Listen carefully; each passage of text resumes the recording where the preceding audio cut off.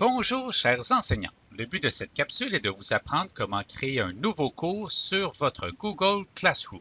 Alors la première étape est bien sûr de vous connecter à votre Google Classroom, puis ensuite vous allez aller en haut à droite sur le gros plus, puis vous allez choisir l'option Créer un cours. En créant un cours, vous pouvez indiquer différents éléments qui décriront votre cours, par exemple le nom du cours qui est obligatoire, donc la classe 603 de M. Clément.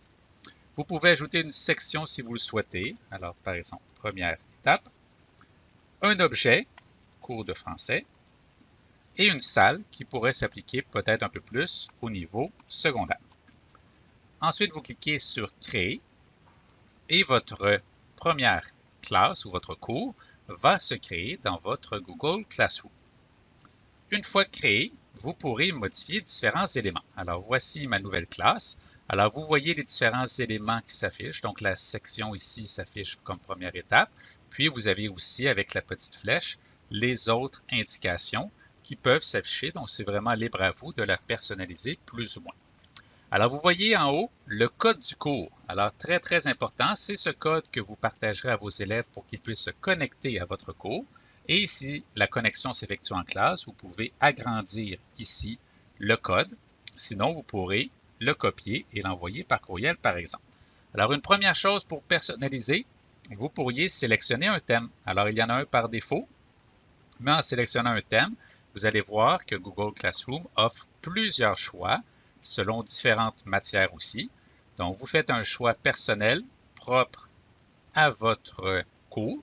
Alors, par exemple, j'ai choisi ici comme si j'avais un cours de sciences, bien que j'ai choisi un cours de français. Alors, peut-être un cours de français ici. Je sélectionne mon thème qui va changer, qui change les couleurs aussi. Vous avez sur la première page le flux où vous pourrez écrire des messages à vos élèves et ils pourront vous répondre. Si je reviens dans l'entête, vous aviez aussi sélectionné le thème et en dessous, vous pouvez, si vous le souhaitez, importer une photo de votre choix.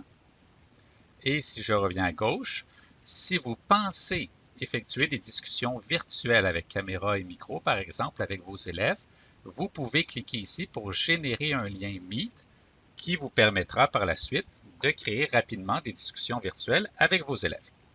En créant votre cours, je vous encourage aussi à aller dans la roue dentelée pour aller observer les différents paramètres. Alors, nous retrouvons les différents éléments qui décrivent le cours. Vous pouvez ajouter, si vous le souhaitez, une description du cours. Alors, bienvenue dans votre classe virtuelle 603. Dans les options générales, donc vous revoyez le code du cours que vous pouvez copier, par exemple, pour l'envoyer dans un courriel ou le réinitialiser s'il y a un besoin quelconque ou le désactiver si, par exemple, votre classe, vous ne souhaitez pas qu'elle soit active pour l'instant. Pour le flux, c'est ici que vous pouvez gérer qu'est-ce que les élèves peuvent écrire ou non sur le flux. Alors, par défaut, vous voyez que les élèves peuvent écrire des posts et des commentaires, mais vous pouvez simplement leur permettre d'écrire des commentaires à vos posts et sinon, seulement les enseignants pourront publier sur le flux. Vous verrez dans une autre capsule que vous pouvez personnaliser cet accès-là et bloquer le micro seulement à certains élèves pour que d'autres puissent l'utiliser. Alors, pour les travaux et devoirs sur le flux, vous pouvez faire en sorte que lorsque vous publiez un nouveau travail ou un nouveau devoir, qu'il y ait une notification ou non. Alors, c'est libre à vous. Vous pouvez aussi faire afficher les éléments supprimés dans une optique où nous ne voulons pas que la Classroom soit trop chargée. Moi, je vous encouragerais à le laisser désactivé. Et vous pouvez aussi, si c'est une option que vous souhaitez, connecter vos élèves avec un tuteur qui pourra recevoir des rapports, par exemple hebdomadaires, des travaux effectués par son enfant. Alors, si vous allez vers cette option, vous pourrez activer cette option. Alors, ici, un autre endroit concernant Meet. Alors, vous pouvez, si vous n'avez pas fait sur la première page, générer un lien Meet qui vous permettra d'avoir des discussions virtuelles avec vos élèves. Et à ce moment-là, le lien deviendra visible avec la coche qui s'activera, que vous pouvez désactiver si vous savez que pendant une certaine période, vous ne pensez pas utiliser le Meet. Et en bas, il y a une grande catégorie sur la notation. Si vous pensez utiliser des options peut-être un peu plus avancées au niveau du calcul des notes intégrées dans Classroom. Alors, une fois que vos paramètres sont établis, vous cliquez sur Enregistrer. Puis vous allez voir que c'est mis à jour avec la description ici que vous pouvez modifier. Alors, la dernière chose que je vous dirais, c'est que je vous encouragerais à écrire un premier message à vos élèves sur le flux.